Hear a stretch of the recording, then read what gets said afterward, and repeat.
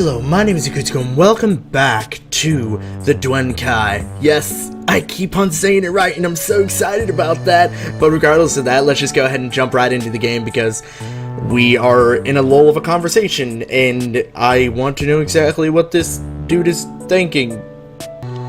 What's wrong with buses? Simply put, they make me feel like a sardine. They're usually gross and cramped. Plus, they smell like armpits and gasoline. I mean, this is true. I've never smelled them because I don't have a nose, but that's what I've been told, and I don't want to smell seeped at my favorite cardigans. Fair enough. I guess your experience will vary from bus to bus. Exactly. They're unpredictable. I don't want to get tangled up in that. So, can I get you anything? I can make you some lemonade, or I have a bottle of soda somewhere. We usually keep light snacks around in case of guests.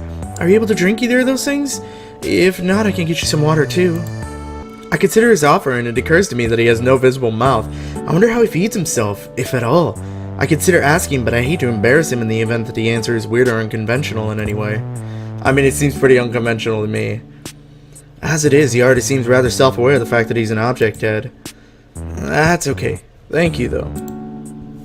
Oh, okay. Uh-oh. Was he that set on getting me a drink? I should learn to start accepting people's offers more often. Feeling guilty. I try to think back of something that will ease the awkward tension, but my mind is infuriatingly blank. So, yeah, well, thank you for coming over today. Oh, you're welcome. I'll see you again some other time. I should be getting home now. Right, of course. Have a nice day then. Wait, no, hang on.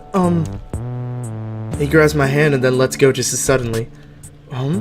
What's wrong? I was thinking, since you're new here and all, and you probably haven't had much chance to see any of the town yet, maybe we could go see a movie next week? He's asking me out on a date? Oh, this is very great! I'm feeling like I should go on a debate and get some thing to create. Damn it! I'm stupid! He twiddles his thumbs so hard I feel that they might fall right off. I can't help but chuckle at his nervous invitation, which is probably a mistake because he starts to shrink away from me. I try to think fast to cover up my social blunder. Yeah, probably a good idea to do that. I was thinking about asking you to do the same thing. That'd be really fun. His shoulders relax. Phew, I think I narrowly avoided hurting his feelings. I mean, if you didn't want to go out with him, you could have just said so. Really? I mean, okay. Well, I don't have transportation, and I don't think it's safe for us to both sit on my bike, so I don't know how we'll get there, but we can walk there. You can point out all the highlights of the town on the way there. After all, a little excessive now and then isn't so bad, right? Yeah. Okay, then, Saturday? Maybe 4-ish? I could take you out for whatever it is you like to eat afterwards. I imagine us sitting in a cafe with him staring patiently at me while I eat a hamburger. Not sure if that's the best way to make friends with someone, but I can't bring myself to turn the offer down. Not when he's clasping his hands as if praying to all deities that I'll accept. No. Or deities, I suppose. People say it weird. Tomato, you know what I mean? Saturday would be great. I'll see you then. Okay, bye now. Aw, he's so cute. I can't handle it. I got a tad awkward at the end there, but overall not too shabby. I haven't actively reached out to an acquaintance like this in forever. As backwards as it may sound, the fact that he's so timid makes me feel like I have nothing to be afraid of. Like, if both of us are scared, we'll never be able to befriend each other. It's up to me to be the outgoing one. I mean, you don't have to be so weird about it. As I duck out the garage door, a flash of movement catches my eyes. Was that a huge bird or am I imagining things? I look around and find something way more obnoxious than a huge bird.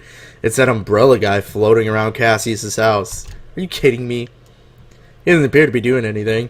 He's not trying to enter or find anything. He's just kind of reclining and waiting through the air. He's got his head resting back on folded arms with one leg propped up on the other knee. How is he floating? I should be more surprised to see someone hover so casually. But then again, he isn't the first Duenkhy that I've seen can fly. He doesn't seem to have noticed me, so I decided to figure out what he's up to, getting seriously shady vibes. Hey, you! Do you need something with Cassius? Huh? He turns a sour face towards me, but his expression evens out into something more neutral once he recognizes me. He floats down closer to my level, not that I really want to talk this guy up close, but they said I don't have to shout. Ah, it's the human. Hello, little one. Hey, mind watching what you say out loud? I can get into serious trouble if anyone heard you say that. Yes, I'll try and keep that in mind. He waves one hand Dude, I totally just did that too. That it doesn't really give me any reason to believe he intends to keep my privacy in mind at all. It's probably even in his mind as we speak. What business do you have with me today? As you can see, I'm quite busy right now. Are you kidding me? That's what I wanted to ask you about. Any particular reason you're loafing around Cassius' house like some kind of evil Peter Pan?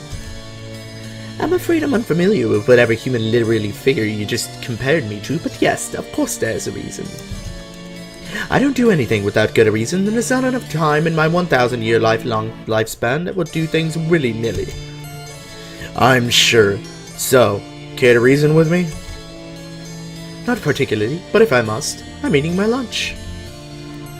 At first I mistake his words for a bad joke, but for once there's no trace of amusement on his face. He's being serious. I look to his hands, his pockets, even around the sky, whatever his lunch may be.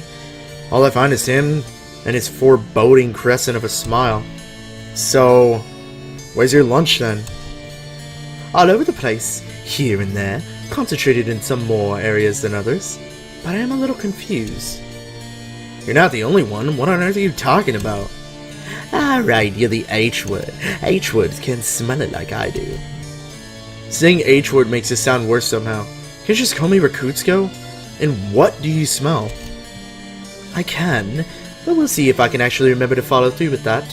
And what I smell is the suffering of others. Oh, simple one. I feed off of it. I live for it, as my family's for centuries preceding me. Suffering? You're having suffering for lunch? Not a light meal, I know, but don't worry. I have a fast metabolism. Evil asked me, what does all that have to do with you hanging around Cassius' house? You do realize it makes you look super suspicious, right? So authorities have told me. Big deal. There's difference between looking suspicious and actually doing suspicious things, yes. I'm not entirely sure what it is you're doing to begin with, so I have no way of knowing. But I don't think the lines are as blurred as you think they are. As I was about to say, I'm a little confused. Don't interrupt me or make me repeat myself. My words are too important to waste on deaf ears. Never met someone so full of himself. I'm too taken aback to fully express my disgust. I'm confused because the air here is a little lighter than usual. I sniff and take a good look at the sky again. It's a clear day, but it's not that much different than the way it has been all week. Not that air, you dolt! I mean the mood. The mood is usually more heavy, but it's slightly less so today. Come to think of it, that wouldn't happen to be your fault, would it? I feel like he's dangling some kind of information in front of me, but reeling away every time I get close to it. As I'd rather not waste my day playing guessing games with someone who can't bring themselves to be straightforward, I shake my head and turn away. Still have no idea what you're talking about, but I have stuff to do. Catch you later. My ears vaguely register outcries of indignation. But if the gossiping kids at school taught me anything, it's about how to be a pro at ignoring noise. Did I say that weird? I walk home wondering what movies we'll be playing next weekend. Aw, we totally just fucking blew him off, dude. Lady, ever the go-getter, is almost always busy with work or work-related networking, and as a result, I end up spending a lot of time alone in her house. It is from the marriage of gratitude and sheer boredom that I begin to take over for her chores. For one thing, I owe her big time. And keeping things tidy while she is out is the absolute best thing that I can do for her. In fact, there are days where I can find myself wishing that she were a little messier so that I could have more to do, other than wait for dust to collect. Beyond that, I find that I'm simply well suited to more cleaning and cooking. I took responsibility for those tasks at a young age, more so out of necessary than pure interest, but turned out to be useful in any case. Lady's grateful to have home-cooked meals rather than microwavable junk. Since she's a life lead, she's been around for longer than she'd care to admit. I think she gets bored of certain things after a while. Food is definitely one of those things. Nearly immortal or not, she still has to eat every day. What are you in the mood for today, lady? In commemoration of a rare event, Lady getting a Friday off. I'm prepared to cook something extra good for dinner tonight. Perched at the small kitchen table, she looks up from her laptop and peers at me with those piercing, glowing eyes. They almost seem to burn themselves into my vision if I look for them too long. I'm honestly fine with anything tonight. Oh, as long as it isn't anchovies and whipped cream. Is that a joke, or... Listen, Rekutsko, when you've been around like me, you learn to scrape out of a living with what's available to you. Let's just say I had a bad, prolonged experience with anchovies and whipped cream back in the 60s. That is disgusting, chick. Like, just seriously straight up. I try to imagine what circumstances could possibly drive Lady to that point, but in all seriousness, I have to admire her tenacity. Then I'll be right back, yeah? I'm gonna go pick up some ingredients at the store. Who are we going to run into now? Do you want me to drive you there? I can always drive you, you know. I did buy a car for the sake of riding it. I know. But I don't need you to car me around town like you're my mom. Lily looks offended by the very notion. She's sensitive to any suggestion that might be a day over 21. What I mean to say is the weather is nice and a little walking never killed anyone. Actually, it's probably not true. I'm sure plenty of people have died while taking walks. But probably because the outside incidents other than unrelated to the action itself. Anyway, I'm gonna just be on my way now. Good idea. Be safe. Oh, we're gonna run into people. Grocery shopping alone is nothing new for me. Back at home, the duty often fell on my shoulders when my parents were too busy with work, which most of the time, but in the process of being alone in the community where technically I don't belong, is still a little bit scary. I'm rolling around, son. On the very occasions that I visited this town back when I was living with my parents, I went straight to Lady's house and then straight back home. So everything outside her living room is basically a giant question mark to me. The citizens themselves have been polite thus far. I've talked to a handful of people in the short amount of time that I've been here, and I've navigated through all those conversations with minimal damage. I can't imagine grocery shopping presenting too... I mean, it was pretty much of a challenge last time you came here. I just have to navigate through the more questionable food items, then pay the cashier and leave. Psh, easy. Oh, Cassius, not again. Are you kidding me, dude? I said before, it was an accident. Yeah, sure. I don't buy that. Huh? I heard Cassius's voice. I peer around to the next island. Sure enough, Cassius is there, with a few other guys I don't recognize. They vary in species, but I'm more focused on Cassius's clenched fists and the people surrounding him. I remain just out of sight instead of making my presence known, sensing that I shouldn't intrude at the moment. You publicly humiliated me. You think I'm gonna let that slide with a simple apology? I swear, I have no desire to cross you. I would never try to embarrass anyone on purpose. I have no control over... It's pretty obviously that this isn't a friendly conversation. Cassius's voice is fast and panicked, like he's on the verge of tears that are possible for him anyway. All three guys far outrank Cassius in size, and together they make a pretty threatening display. Only one of them, a bipedal canine of some kind, is talking. The others seem to be there as backup, or a barrier or something. In any case, there's a clear note of danger to this situation. What do you mean, what should I do? Shut up. God, object Duenkhy like you are just a waste of floor space. All you do is get in the way. Dude! The canine shoves Cassius to the floor. Being top-heavy, Cassius topples over with too much ease and hits his unwieldy head upon the tile with a loud crack. Dude! No, take on the bullies now! Finding help will take too long. I've got to act now. Hey, you! I put my shopping basket down and step out from it around the corner, tilting my chin up in a way that I hope comes across as confident. Probably just makes me look stupid, but I've got to work with what little I've got. At the very least, I succeeded in capturing the bullies' attention. They turned towards me with teeth-bearing scowls and unkind eyes. I feel my resolve wither a little, but I puff my chest out despite myself. You three, leave my friends alone! I'll tell me what to do, skullface. This is none of your business. Yes, it is. Don't bother Cassius ever again, or you'll have to answer to me for it. They exchanged confused glances before bursting out in raucous laughter. Okay, so my words aren't exactly the most intimidating, but I've never been in a situation where I've had to stand up for someone else. Definitely not one for conflicts. To you, huh? Big deal. I could floss my teeth with you. He lifts his lips and exposes yellow flanks enough that I briefly think he might actually try it. I realize belatedly he's approaching me. His friends flank either side, silent but imposing all the same. I'm starting to second guess the rationality of this plan. I steal a quick look at Cassius, who's still on the floor and looking pretty bewildered at this turn of events. For his sake, I straighten my spine and aim my best glare up at the three strangers, although my mask nullifies those efforts somewhat. You should apologize to him. He's never done anything to warrant such treatment. You think so? Truthfully, I don't know the situation or why these guys are so angry. I'm not really friends with Cassius yet. For all I know, he did something really rude. I have nothing to be basing my assertions on, other than a gut feeling that Cassius isn't a mean he's definitely not. But in my opinion, physical violence should never be the solution to anything. Same here. So I stand my ground. After all, I would have liked for someone to have stood up for me and like this back in the days when people used to push me around. I know so. Well, I have a better idea. His voice doesn't lead me to believe it's a better idea at all, but I take the bait. What would that be?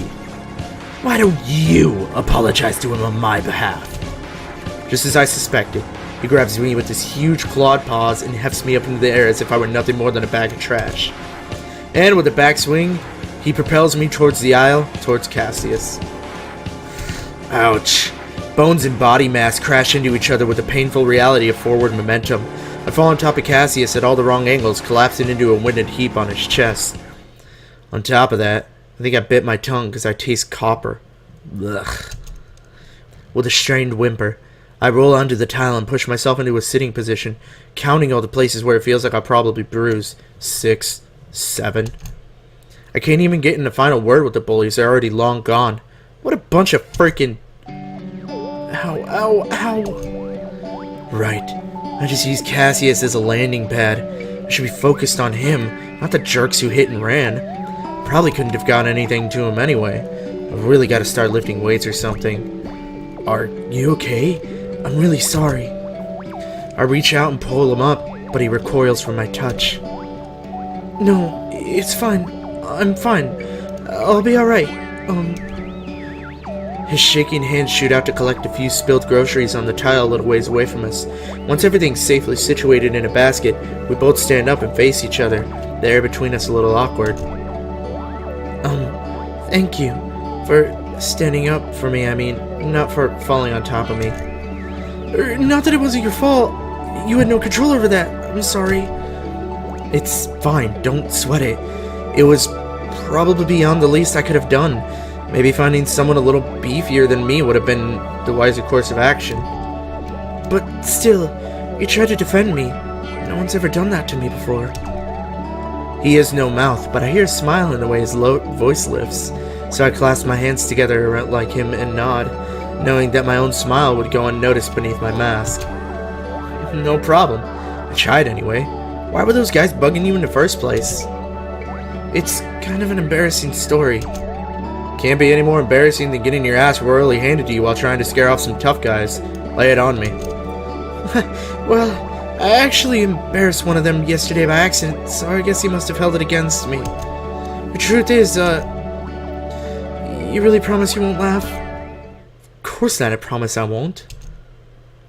Okay, I have sort of birth defect. What kind of awful person would laugh about that? One where, well, you see, sometimes if I'm feeling an emotion too strongly, I just kinda... Oh no! Oh no, I'm laughing! Oh no! My head plays demo songs without telling it to. Uh-huh. Completely out of the blue, it'll suddenly play a pre-recorded song without my input, and it's really bothersome. It's gotten me in trouble so many times before. Okay, it is a little funny, but the way it seems to embarrass Cassius so much prevents me from wanting to laugh about it. I can't imagine Having your emotions broadcast to everyone within earshot sounds like a setup for all kinds of terrible situations. So, yesterday, during speech, we all had to give a persuasive speeches, like, way to try and persuade the audience to do something. Most of the class went off topics like helping the environment or improving society, but that wolf guy you saw just now, how do I put it? He talked for like 15 minutes about some TV show he liked, and he kept going off topic and forgetting what came next at his outline, and I think he was chewing gum the entire time. To be frank, his speech was awful. I'm a little taken aback to hear the shy boy's frank analysis of his classmate, but I also find it refreshing. Up until now, he's been painfully polite, so it's nice to feel like he trusts me enough to speak his mind. Anyway, when he finished his speech, he picked up his papers and bowed, and I was just so relieved this was over that it was such a pointless speech I couldn't stay focused at all. And this is the bad part. My head started playing Ode to Joy when he said the words, "In conclusion, I'm done with my speech." I didn't mean to, it just... So, yeah, the entire class laughed when that happened. Oh no! It makes much more sense now. The wolf guy thought Cassius was trying to humiliate him in front of the class. I guess I can understand his anger, even if I don't get that it justifies his actions one bit. I see. I'm sorry all that had to happen. If he had listened to you, he would have heard you say that it's not something you can control, but if it's a bug unique to you, it is. He interjects that quickly, dejectedly, as though he already looked for ways to fix it to no avail. He must have thought you were making up excuses. Yeah, I think that's what happened. Ugh. His shoulders slumped so slow. His shoulders slumped so low, they almost look like they're about to pop clean off his body. He reaches back with one hand and tentatively traces his crack on his head, probably trying to figure out how bad the damage is. Does that hurt? We should get you... repaired? Bandage? Will it heal itself like flesh? I cringe at the thought. Oh, fleshy keyboard. Ugh. Doesn't hurt, but I definitely need to get it fixed. I just hope it didn't break anything internal. My dad got so mad at me last time I busted a speaker because finding someone who could get it replaced was ridiculously expensive. I feel like everybody in the world has it out for object heads. Okay, no fleshy keyboard. That's a relief. But now he's got me wondering what's inside that keyboard of his. Is there a brain? Seriously grossing myself out right now. What about you? You've got a bit of... He gestures toward the front of me at the center of his keyboard, approximately where a mouth would be if he had one. I copy his gesture and reach up, wiping my lips. A smudge of blood stains my fingers, but it's not too much. It's not a big deal. I just bit my tongue, I think. I see. I'm sorry. I really didn't mean for anyone to get involved in my stupidity. What? Don't say that. You've got to stop apologizing for things that aren't your fault. Besides, nothing all that bad happened to me. I've dealt with worse. I bite my tongue again, this time on purpose, realizing I probably said too much. Cassius is a good person, but if the subject of my past comes up, he might ask too many questions and expose me for what I really am. I need to be on my toes at all times if I want to stay safe. Okay, I've been trying to stop it for the longest time here, but I wanted to get to a good point before I did that, and I think right now is a pretty good point to end it. So, I'm going to go ahead and end it here. Thank you guys very much for watching. Sorry I went off really, really long with this episode. I didn't mean to. Try and cut it down to whatever I can, but I don't think I'm going to be able to cut it down to a decent size, so hopefully you guys are alright with that. But I will see you guys in the next video. Please click on that little icon below my face. That'll lead you to a subscription, and you will be able to get all this delivered straight to you, as well as the videos off to the side somewhere over there, whatever. Those are going to lead you to some other content that I have created. So I will see you guys in the next video. Peace out.